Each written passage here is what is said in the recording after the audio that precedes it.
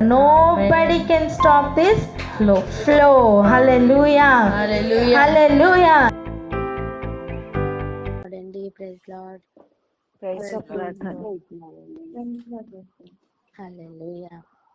గడిచిన దినముల్లో మనము నేర్చుకుంటున్నాం ప్రాక్టికల్గా, అంటే దేవుడు ఒక్కొక్కరి జీవితంలో ఒక్కొక్క వాక్యంను ఎలా నెరవేర్చారు అండ్ మన జీవితంలో అవి ఎలా నెరవేర్తాయి అవి మనం చూసుకుంటున్న భాగంలోనే మనం అపోస్తల కార్యాల్లో జరుగుతున్న కార్యాలను చూస్తున్నాం. అది చూడండి, మనుషులందరి చేత మీరు ద్వేషింపబడతారు అనే మాటను, అది నెరవేర్పు ఎలా వస్తుంది అనేది మనం నేర్చుకుంటేనే ఈ సంవత్సరం వాగ్దానం మనం స్వతంత్రించుకోగలం.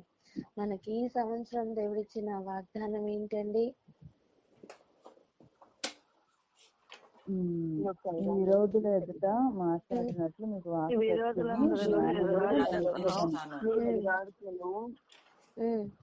కావలసిన వాక్శక్తిని జ్ఞానమును ఇస్తాను.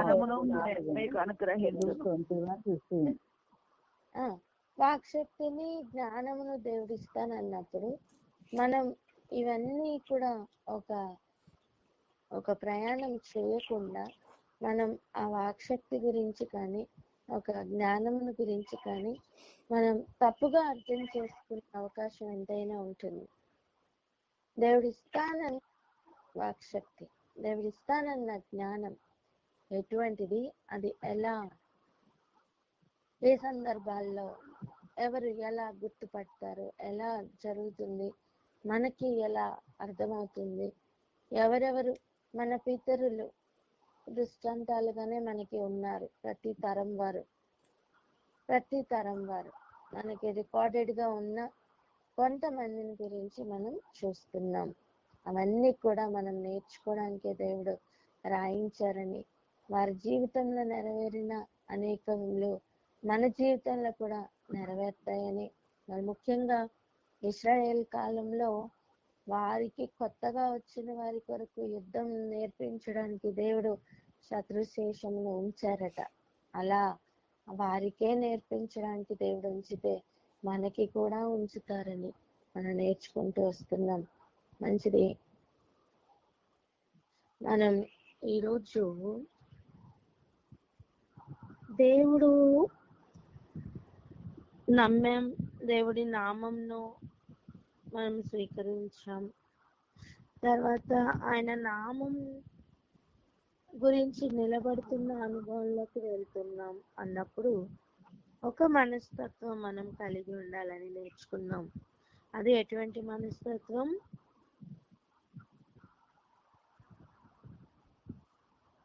నీ నామం కొరకు అవమానము పొందుటకు మేము పాత్రలను ఎంచుకునేవారు. సంతోషంతో సభలో నుండి బయటకు వెళ్ళారు. మనం ఎక్కడికి వెళ్ళాలి? దానికి మనం ఎలా ముందుకు కదలాలి అంటే, నీ నామం కొరకు మేము అవమానం పొందడానికి మేము పాత్రులము అనే మనస్తత్వంతో మనం కదలాలి. దయచేసి అందరూ ఆ మాట చెప్తాము. నీ నామం కొరకు అవమానం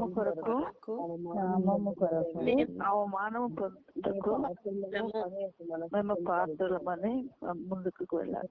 అవమానం పొందుటకు పాత్రలం అంతే. మళ్ళీ చెప్తాం అందరం. నీ నామం కొరకు అవమానం పొందుటకు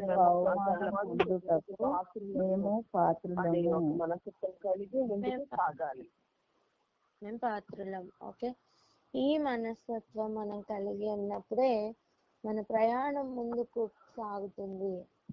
మన ప్రయాణము శ్రేష్టమైన మార్గంలో ముందుకు కొనసాగుతుంది.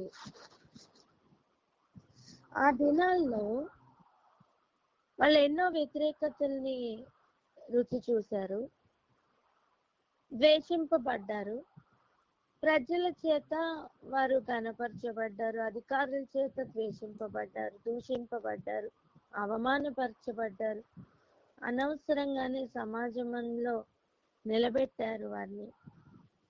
విద్య లేని పామర్లని వారు ఇంకా అభ్యంతరపడ్డారు.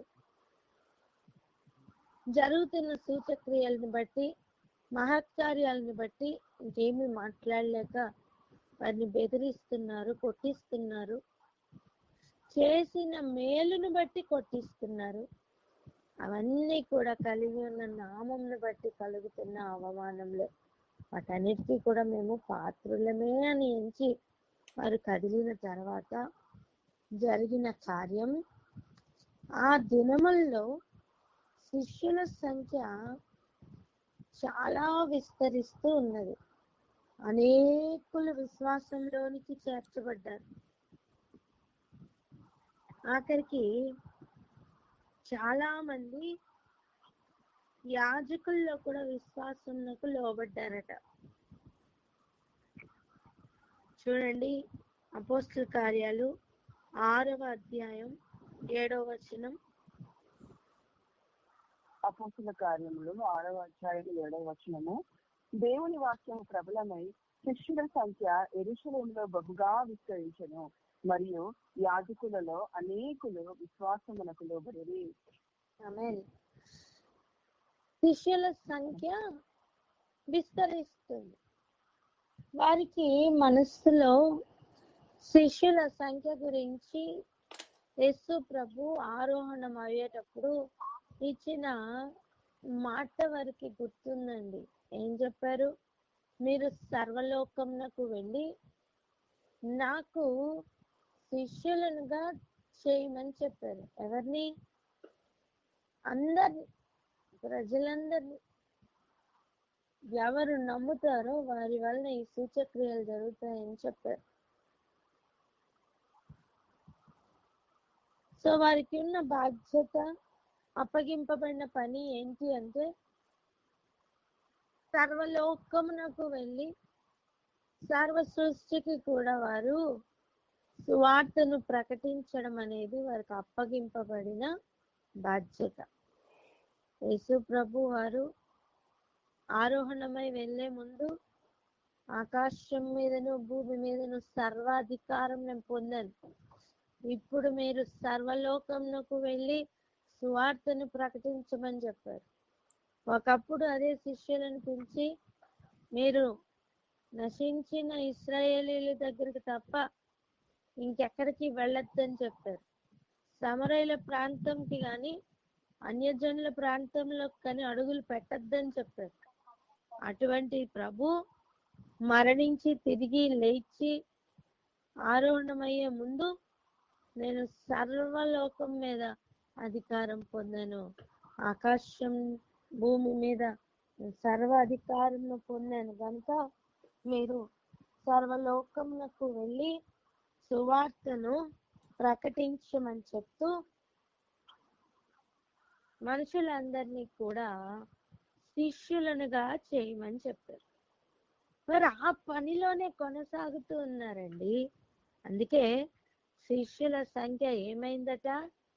విస్తరించింది. చెప్పండి, విస్తరించింది. శిష్యుల సంఖ్య విస్తరించింది. ఆమేన్. మనకి ఒక మాట గుర్తుండాలి. ఒక ఫ్లో అలా వెళ్తూ ఉన్నప్పుడు అది నార్మల్ గా ఉండొచ్చు, కానీ ఒక ఆటంకంగా, ఒక అడ్డుగా గనక ఒక వేలు అలా పెడితే దాని ఫోర్స్ ఇంకా ముందుకు, ఇంకా ఫోర్స్ఫుల్ గా అది ఎలా అయితే ఆ ఫ్లో వెళ్తుందో ఒక పైప్ లో నుంచి, అలాగనే ప్రతి ఆటంకం వారు ఇంకొక అడుగు దాటి వేయడానికి అవకాశంగా మారింది.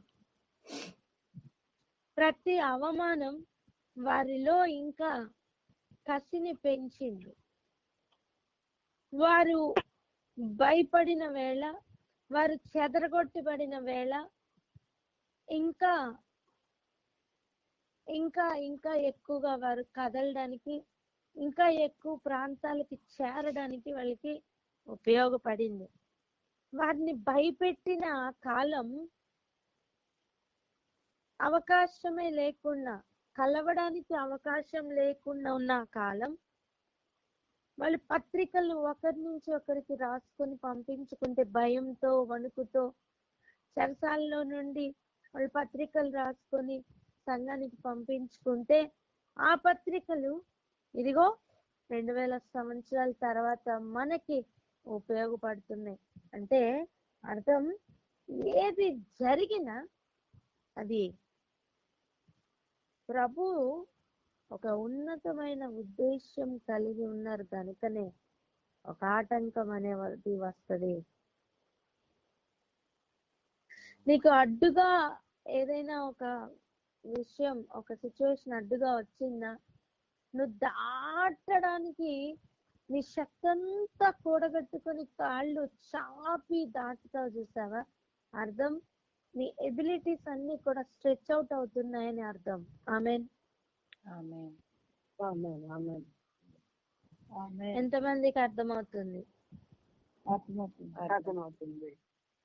ఆటంకాలు వచ్చినప్పుడు నెత్తి నోరు కొట్టుకొని తల పట్టుకొని అయ్యో ఇవి ఎందుకు ఇలా ఆటంకంగా ఉన్నాయి అనొద్దు నాన్న. అయ్యో మేమేం చేయలేకపోతున్నాం అని బాధపడద్దు. ఆ బాధల్లో నుండి నీ ఫ్లో మేబీ ఒక 2 అడుగులే వెళ్తుందేమో, కానీ ఆ ఆటంకం వలన నీ ఫ్లో 4-6 అడుగులు దాటి వెళ్ళే అవకాశం ఉంటుంది. ఆమేన్. ఆమేన్. ఆమేన్. అది అపోస్తలుల కాలంలో శిష్యుల సంఖ్య విస్తరించడానికి గల కారణం అటువంటి ఆటంకాలే. ఒక ఊరిలో వారు ద్వేషింపబడితే మరొక ఊరికి వెళ్ళేవాళ్ళు. అర్థం ఏం జరిగింది? సువార్త నెక్స్ట్ ఊరికి కూడా విస్తరించింది. హల్లెలూయా. హల్లెలూయా. హల్లెలూయా.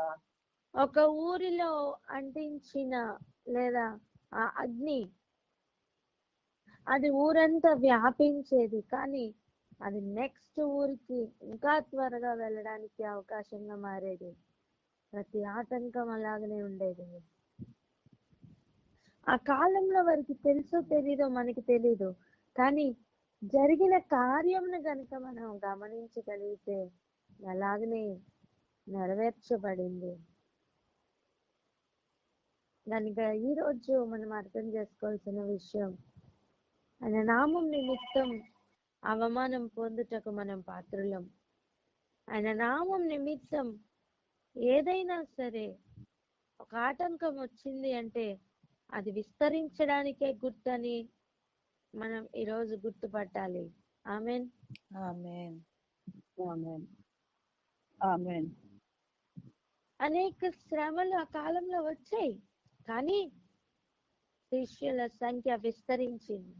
ఐగుప్తు దేశంలో చూడండి, ఫరో యోసేపును ఎరుగని ఫరో అధికారంలోకి వచ్చిన తర్వాత వారి ఎడల యుక్తిగా బిహేవ్ చేసి వారిని విస్తరించకుండా ఆపాలని భయంకరంగా వారిని పనుల భారంలో పెట్టి వెట్టి పనులు చేయిస్తూ ఉన్నప్పుడు వారు విస్తరించకుండా ఎవరైనా ఆపగలిగారా?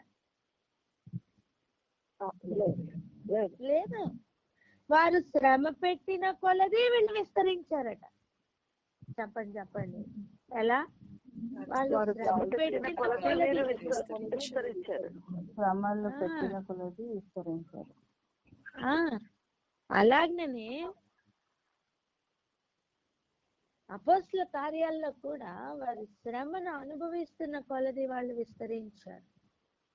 వాళ్ళని చెదరగొడితే వాళ్ళు అక్కడ కూడా విస్తరించారు. ఒక విత్తనం ఒక చెట్టులో నుండి వచ్చిన కాలం అక్కడే ఉంటే అలాగనే అక్కడే ఎదుగుతుందేమో, కానీ గాలికి ఎగిరి ఆ విత్తనం వేరెక్కడైనా పడితే ఏం జరుగుతుంది? ఈ చెట్టు అక్కడ కూడా మొలుస్తుంది. సో ఇప్పుడు గాలి మేలు చేసిందా కీడు చేసిందా?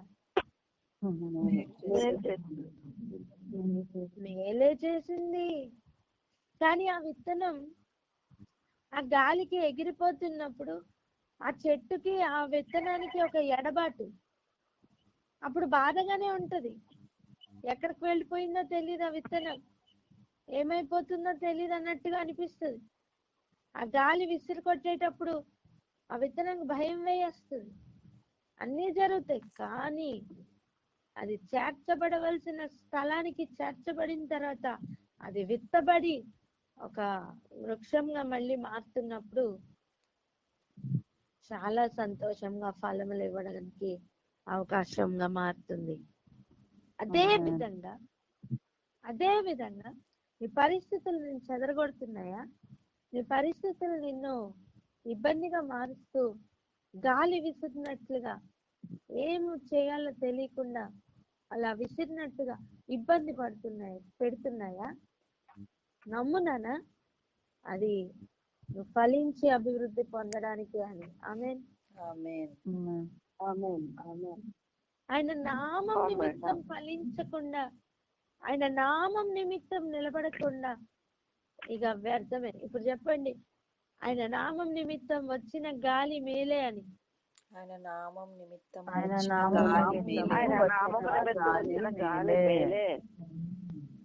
ఇలా చెప్పండి, ఆయన నామం నిమిత్తం విసిరి కొట్టిన గాలి మేలికే అని చెప్పండి. ఆయన నామం గాలి మేలే. ఎప్పుడైతే ఒక్కొక్క పరిస్థితిని చూస్తున్న కోణం మారుతుందో శత్రువు ఓడిపోతాడు. హల్లెలూయా. దేవుని మీద డౌట్ పుట్టించడమే శత్రువు పని. శత్రువు పని ఏంటండి? దేవుడి మీద డౌట్ పుట్టించడం.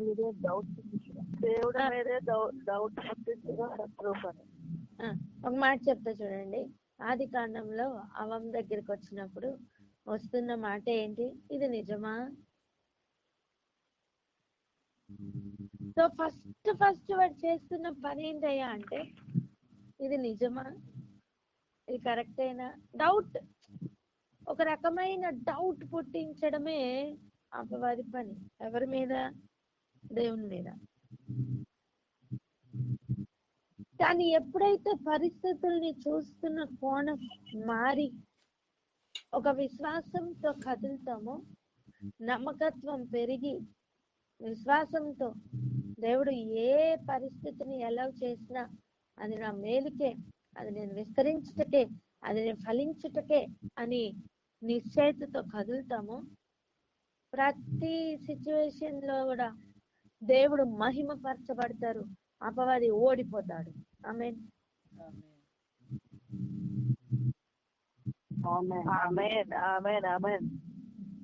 ఈ మనస్తత్వం లేకుండా, ఈ గ్రహింపు లేకుండా మన ముందుకు కొనసాగితే ఒకవేళ మనకి తెలుసో తెలియకో దేవుణ్ణి అవమానిస్తామేమో, అనుమానిస్తామేమో, నమ్మకం లేకుండా అయిపోతామేమో, విశ్వాసంలో తొట్టిల్లుతామేమో. అందుకే దృష్టాంతాలుగా దేవుడు మన ముందు అనేక చరిత్రల్ని దేవుడు పెట్టారు. అవన్నీ చూస్తున్నప్పుడు మనలో విశ్వాసం ఇంకా పెరగాలి. ఏమవ్వాలండి? విశ్వాసం పెరగాలి. కానీ ఒకటి నమ్మండి, వారు ఎదుర్కొన్న ఆ గాలి అంత వేగంతో కాకపోయినా కొంచెమైనా సరే ప్రతి ఒక్కరు అనుభవిస్తారు. వారు అనుభవించిన అటువంటి అనుభవం అంత స్థాయిలో కాకపోయినా కొంచెమైనా సరే ప్రతి ఒక్కరు వారి జీవితంలో అనుభవిస్తారు. మీరు మాట్లాడే వ్యక్తి మీ కాల్ ని హోల్డ్ లో పెట్టారు. దయచేసి लाइन లో వేచి ఉండండి. आप जिस व्यक्ति से बात कर रहे हैं उन्होंने आपके कॉल को होल्ड पर रखा है. कृपया लाइन पर बने रहिए. The person you are speaking with has put your call on hold. Please stay on the line. మీరు మాట్లాడే వ్యక్తి మీ కాల్ ని హోల్డ్ లో పెట్టారు. దయచేసి लाइन లో వేచి ఉండండి. आप जिस व्यक्ति से बात कर रहे हैं उन्होंने आपके कॉल को होल्ड पर रखा है. कृपया लाइन पर बने रहिए. The person you are speaking with has put your call on hold. Please stay on the line. మీరు మాట్లాడే వ్యక్తి మీ కాల్ ని హోల్డ్ లో పెట్టారు. దయచేసి लाइन లో వేచి ఉండండి. आप जिस व्यक्ति से बात कर रहे హల్లెలూయా. సో చూడండి, ఒక గిన్నెలో, ఒక పాత్రలో అన్ని పప్పు దినుసులు అన్ని వేసి వేపుతున్నాం అనుకోండి, ఆ కింద నుండి సెగ తగలకుండా ఒక్కటైనా ఉంటదా? ఆ వేడిని అందిపుచ్చుకోకుండా ఏదైనా ఒక్కటి మిగిలి ఉంటదా అన్నిటితో పాటు తిరుగుతున్నప్పుడు? ఉండదు. అలా అలా ఈ లోకంలో ఆయన అగ్నికి ప్రతి ఒక్కరికి కూడా సెగ తగులుతుంది. ఆమేన్. ఆమేన్. సో అలా ప్రతి ఒక్కరికి కూడా ఈ అనుభవాల యొక్క సెగ ఖచ్చితంగా తగులుతుందండి. ఇక్కడ ఆగి ఒకసారి ప్రార్థన చేసుకున్నాం. ఈ గ్రహింపు లేకుండా మన ముందు కొనసాగలేం గనుక దృష్టాంతాలుగా మన ముందు ఉంచబడిన ప్రతి ఒక్క పరిస్థితిని బట్టి దేవునికి స్తోత్రం చెల్లించుకుంటూ, ఇదిగో మన జీవితంలో కొనసాగబడుతున్న, మన జీవితంలో అడుగులు వేయబోతున్న మన జీవితంలో కూడా దేవుడు గొప్ప మేలును దాచి ఉంటుండగా పరిస్థితుల్ని చూసి పిచ్చుకోవద్దని, పరిస్థితుల్ని చూసి విసుగొద్దని, పరిస్థితుల్ని చూసి ఇంకా దేవుని మహిమపరిచేవారిగా, ఇంకా దేవుని ఘనపరిచేవారిగా, రానున్న దినాల్లో నువ్వు పొందబోతున్నా, నువ్వు నీలో నుండి రాబోతున్న ఫలం ఏంటిదో తెలియదు కనుక దేవుణ్ణి మరి ఎక్కువగా స్తుతిస్తూ వెళ్ళే అనుభవంలోనికి ప్రతి ఒక్కరం వెళ్ళాలని అందరి తరఫున ఒకరు ప్రార్థన అందుకోండి. స్తోత్రం స్తోత్రం స్తోత్రం. పరిశుద్ధుడా, మహాగణుడా, సర్వశక్తిమంతుడవైన దేవా, నీకే కృతజ్ఞతాస్తుతి స్తోత్రములు చెల్లిస్తున్నాం ప్రభా. ఇదే కాల సమయమున ప్రభా నాయన మమ్మల్ని సజీవ లెక్కలో తీసుకుని వచ్చారు. ఎంతో శ్రేష్టమైన వాక్య భాగం ద్వారా మాతో మాట్లాడుతున్నారయ్యా.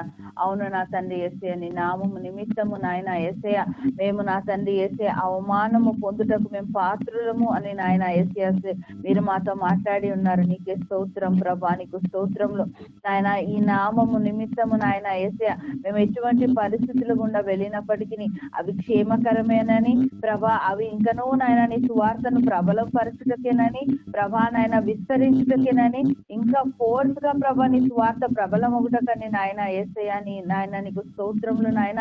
ఇచ్చిన గొప్ప గ్రహింపుకై వందనాలు నాయన. మేము ఎదుర్కొంటున్న ప్రభా నాయన యేసయ్య పరిస్థితులను బట్టి ప్రభా మేము నిరుత్సాహపడక నాయన, హల్లెలూయా, థ్యాంక్ యూ జీసస్ నాయన. మేము నిరుత్సాహం పొందక, మేము దుఃఖించు వారముగా ఉండక ప్రభా నా తండ్రి యేసయ్య మీ యొక్క పరిశుద్ధాత్మ యొక్క కార్యముల యందు మీ యందు స్థిరమైన విశ్వాసము కలిగిన వారముగా ప్రభా నా తండ్రి యేసయ్య నాయన శ్రమల పెట్టిన కొలది ఆనాడు ఆది అపోస్తలులు ఎలాగైతే విస్తరిస్తూ వచ్చారో, ఫలిస్తూ వచ్చారో నాయన యేసయ్య అలాంటి వారుగా నాయన మేము ఉండునట్లుగా నాయన మా కృపను అనుగ్రహించండి నాయన. నీ యొక్క నామము నిమిత్తము నాయన యేసయ్య ప్రతి శ్రమకు కూడా మేము పాత్రులమై ఉండగా, శ్రమను చూసి మేము విస్మయం ఉండే వారుగా ఉండొద్దు ప్రభా నాయన. పలుకుతున్న ప్రార్థనలో క్రియలో ఎంతో వ్యత్యాసం ఉండగా, క్రియలు ఉన్న సమయంలో నాయన అడ్డంకులు ఆటంకములు వస్తున్న సమయంలో నాయన వాక్యమే మాలో వేరు తన్నుకొని నాయన యేసయ్య దాని నుండే మేము సారం పొందుకొని నీలో నిలిచి ఉండే కృపను దయచేయమని ప్రార్థిస్తున్నాం. యేసు రాజా కనికరించండి, కృపను అనుగ్రహించండి ప్రభా నా తండ్రి యేసయ్య. నీ యొక్క అగ్ని యొక్క సెగ ప్రతి ఒక్కరిని నాయన యేసయ్య కదిలించులాగన, ప్రతి ఒక్కరిని ప్రభా నాయన యేసయ్య మరి నీకు యోగ్యమైన నాయన అర్హమైన పాత్రలుగా మార్చులాగున సహాయము దయచేయండి.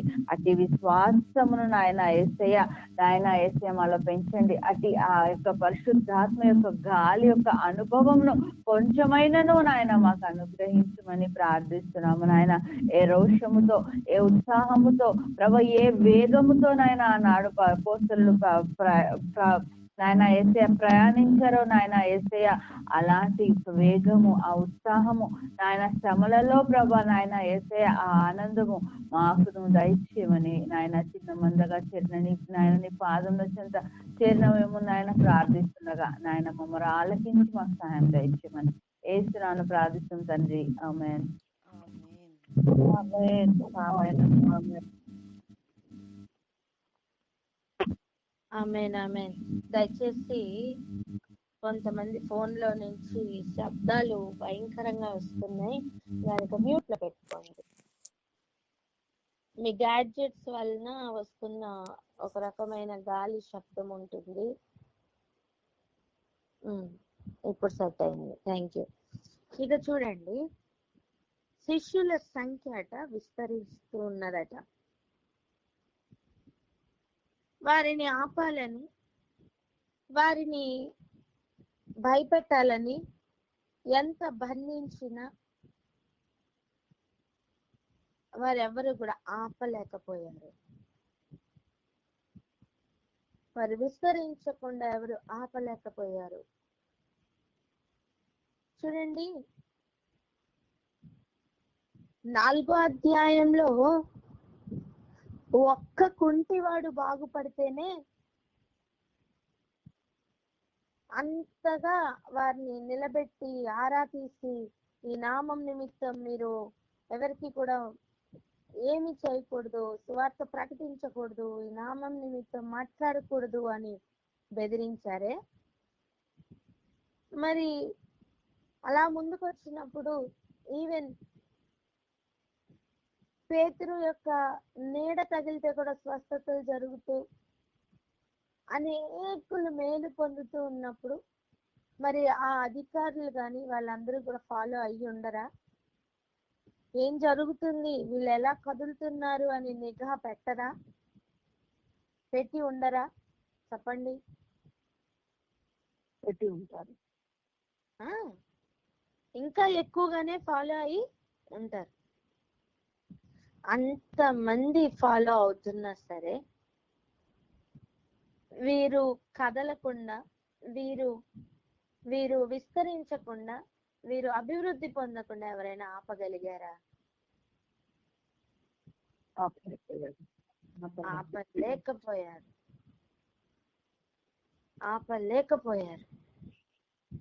ఇంకా అనేకులట, యాజకులలో అనేకులు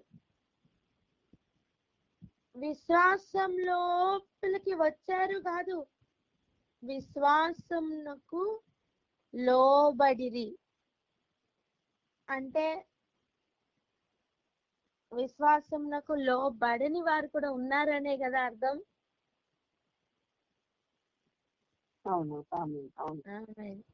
చూడండి, మనం 4వ అధ్యాయంలో పెద్ద లిస్ట్ చదివామే.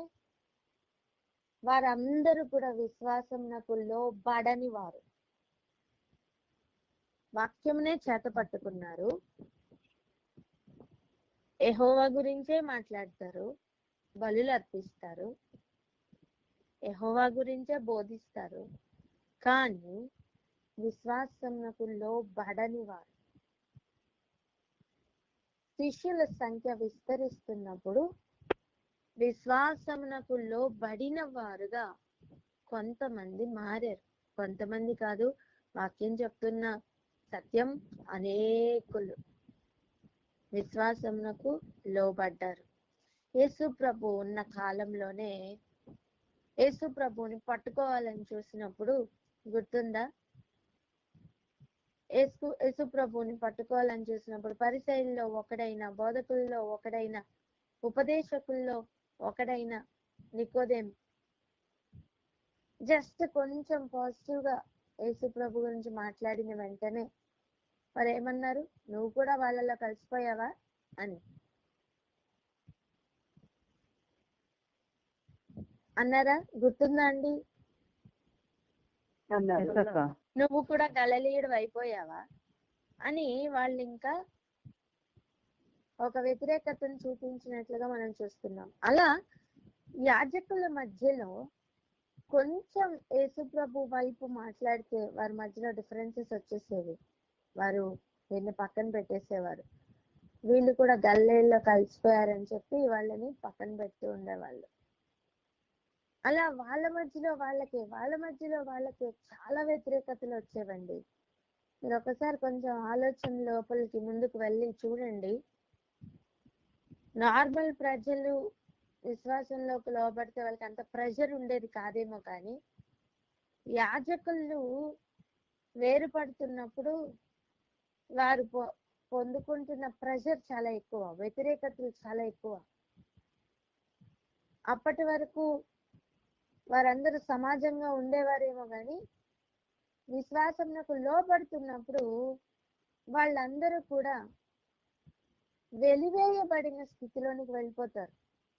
వాళ్ళ దగ్గర నుండి ఎక్కడి నుండి? విశ్వాసమునకు లోబడని వారు విశ్వాసమునకు లోబడిన వారిని వెలివేస్తారు.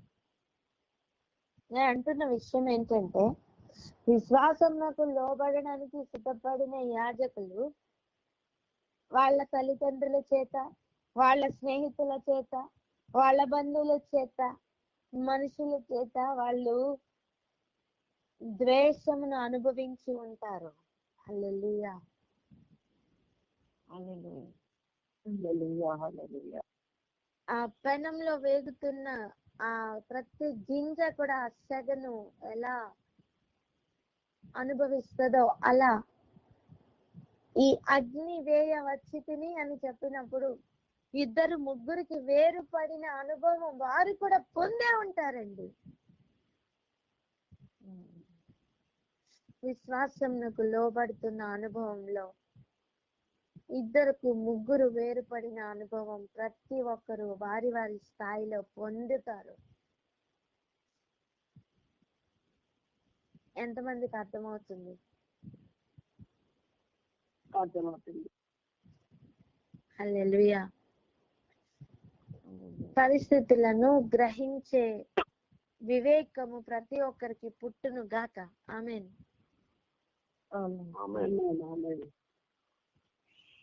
ఇక చూడండి, అలా ఉన్న కాలం, అలా విస్తరిస్తున్న కాలం మనకి అందరి గురించి ఎక్కువగా ఇక్కడ రికార్డెడ్ గా ఇవ్వలేదు, కానీ చరిత్రలో స్టెఫెను గురించి కొన్ని మాటల్ని ఇచ్చారు.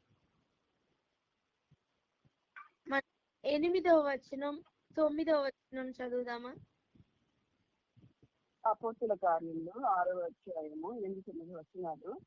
స్టెఫెను కృపతోనూ బలముతోనూ నిండినవాడు ప్రజల మధ్య మహత్కార్యములను గొప్ప సూచక క్రియలను చేయుచుండెను. అప్పుడు నిజీనులను అనబడిన సమాజములోను, కురేనీయుల సమాజములోను, అలెగ్జాండ్రియుల సమాజములోను, కిలికియ నుండి ఆసియా నుండి వచ్చిన వారిలోను కొందరు వచ్చి స్టెఫెనుతో తర్కించింది. కానీ మాట్లాడుతూ యందు అతడు అగపరిచిన జ్ఞానమును, అతడిని ప్రేరేపించిన ఆత్మను వారెదిరింపలేకపోయింది.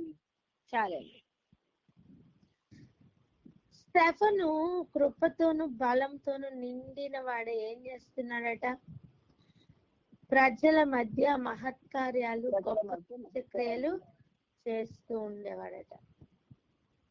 తన పనిలో తను కొనసాగుతున్నాడు. తనకు అప్పగించిన పనిని ఏంటి? వంట చేస్తూ అందరికీ వడ్డిస్తున్న పనిలో ఎన్నుకోబడ్డాడు స్టెఫెన్. కానీ అప్పటికే వారందరూ కూడా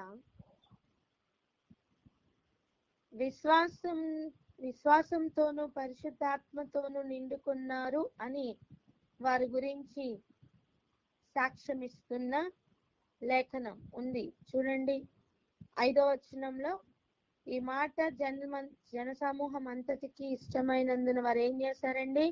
విశ్వాసంతోనూ పరిశుద్ధాత్మతోనూ నిండుకున్న వాడైనా వీళ్ళందరినీ కూడా ఏర్పరచుకున్నారు. దేని కొరకు ఏర్పరచుకున్నారు? వారికి వడ్డించడానికి, వంటల విషయంలో సాయంగా ఉండడానికి వారు వీరి 7గురిని కూడా ఏర్పరచుకున్నారు. దాంట్లో ఒకడే ఈ స్టెఫెన్. తన పనిలో తనున్నా సరే తన ద్వారా మహత్కార్యాలు జరుగుతూ ఉండేవి. తన పనిలో తను ఉంటున్నప్పుడే గొప్ప కార్యాలు తన ద్వారా జరుగుతూ ఉండేవి. అప్పుడు వీరందరూ కూడా అటాక్ చేయడానికి వచ్చారు. ఎవరెవరు అటాక్ చేయడానికి వచ్చారు? లిబర్టీనులను అనబడిన సమాజపు వారు. అదే ఇందాక మాట్లాడుకున్నాం. శృంగారం అనే దేవాలయం ఎదురుకుండా అక్కడ మా దగ్గర వెండి బంగారాలు లేవు, కానీ ఆయన మా కలిగి ఉన్నదే నీకు ఇస్తామని చెప్పి యేసు నామంలో లే అని చెప్పగానే ఆ వ్యక్తి కుంటివాడు బాగుపడినప్పుడు ఆ దేవాలయం అందరూ కూడా వ్యతిరేకులుగా ఎలా మారారో, ఒక్కొక్క సూచక్రియ జరుగుతున్నప్పుడు, ఒక్కొక్క గొప్ప కార్యం జరుగుతున్నప్పుడు ఒక్కొక్క మహత్కార్యమును బట్టి మేలు పొందిన వారు తక్కువ మందే గాని, అంటే మేలు పొందిన వాడు ఒకడైతే ద్వేషిస్తున్న వారు, వ్యతిరేకంగా మారుతున్న వారు ఎక్కువ మంది.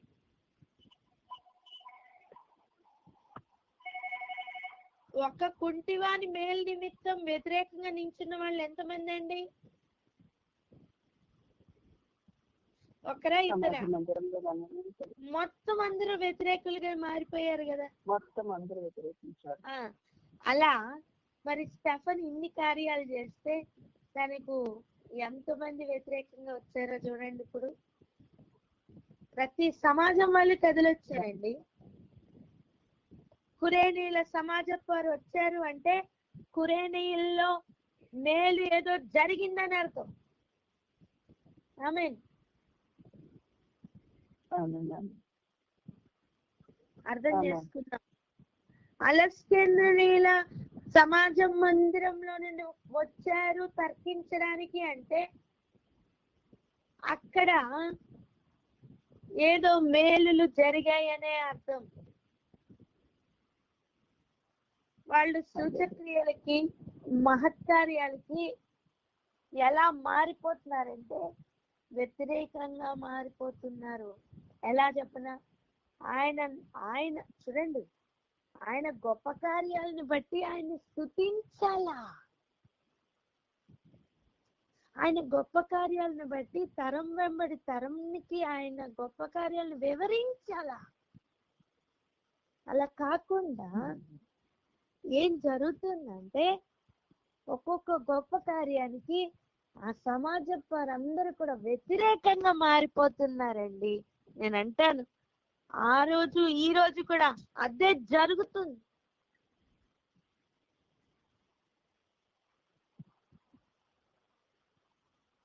ఇక రేపు కూడా అదే జరుగుతుంది. ఇంత సమాజంలో వారు తనతో తర్కించడానికి వచ్చారు అంటే కారణం చూడండి, ఆ కనెక్షన్ చూడండి. స్టెఫను మహత్కార్యాలను, గొప్ప సూచక్రియలను చేయుచుండెను. అప్పుడు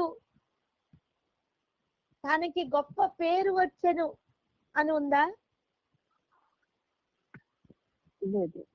లేదు. దానికి రిజల్ట్ గా ఏమొచ్చింది? ఎంతమంది సమాజపు వారు వ్యతిరేకంగా వచ్చేసారు. వాళ్ళందరూ ఎలా వచ్చారో అసలు చూడండి. కిలికియా నుండి కూడా వచ్చారట, ఆసియా నుండి కూడా వచ్చారట. దాని వెనక ఉన్న అర్థం ఏంటి? వాళ్ళందరూ సమాజంలో ఈ గొప్ప కార్యాలు, ఈ మహత్కార్యాలు జరిగాయి. హల్లెలూయా. ఇంత డల్ గా ఉంటారని నేను అస్సలు ఎక్స్పెక్ట్ చేయలేదు. మీలో సూచక్రియలు జరగాల ఏంటి? హల్లెలూయా. ఎంత అసలు అర్థం చేసుకుందాం. ఒక్క వ్యక్తి కుంటివాడు బాగుపడితేనే వారిని అసలు పట్టుకొని బంధించి బెదిరించి నానా కార్యాలు చేశారండి. స్టెఫను ఇన్ని కార్యాలు చేస్తుంటే ఇప్పుడు ఏం జరిగిందంటే సమాజంలో వారు తర్కించడానికి వచ్చేసారట. కానీ ధైర్యము పుట్టించే మాట ఏంటో తెలుసా? ఆ వచనం చదవండి.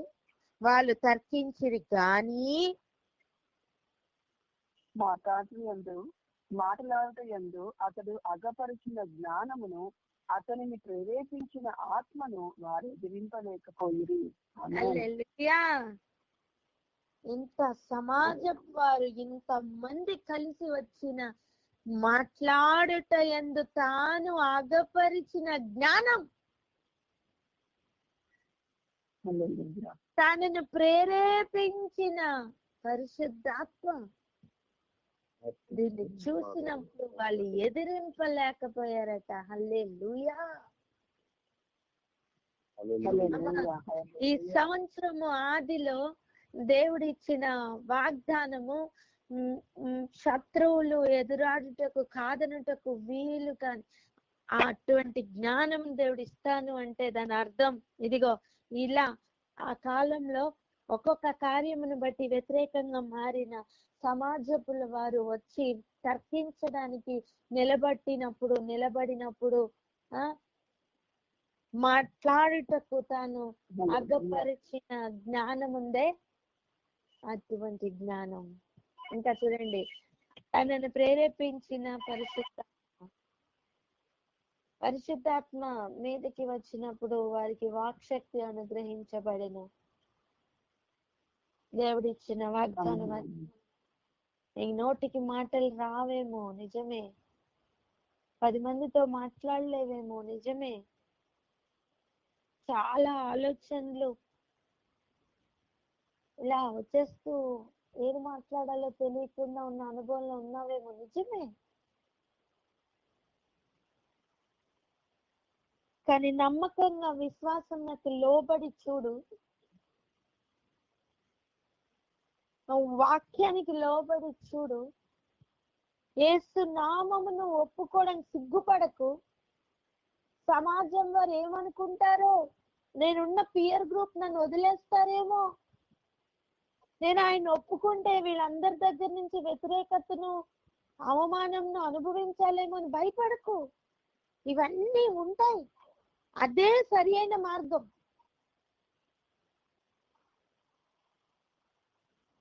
అందులో నుంచి బయటకు వచ్చి ఈ నామం కొరకు నేను అవమానం పొందుటకు నేను పాత్రుడను అనే ఒక నిశ్చయితతో కథలు మీ ద్వారా అనేక కార్యాలు జరుగుతున్నప్పుడు నాకు గొప్ప పేరు వస్తుందేమో అని ఎక్స్పెక్ట్ చెయ్యకు.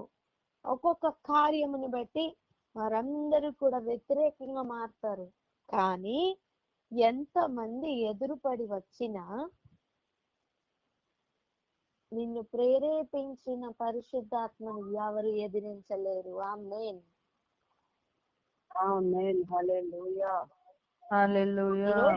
ఎవరెవరు రిసీవ్ చేసుకుంటున్నారో, ఈ రోజు ఎవరెవరి వాక్యమును వింటూ ఉత్తేజపరచబడుతున్నారో వారందరూ కూడా దీన్ని అనుభవించబోతున్నాం.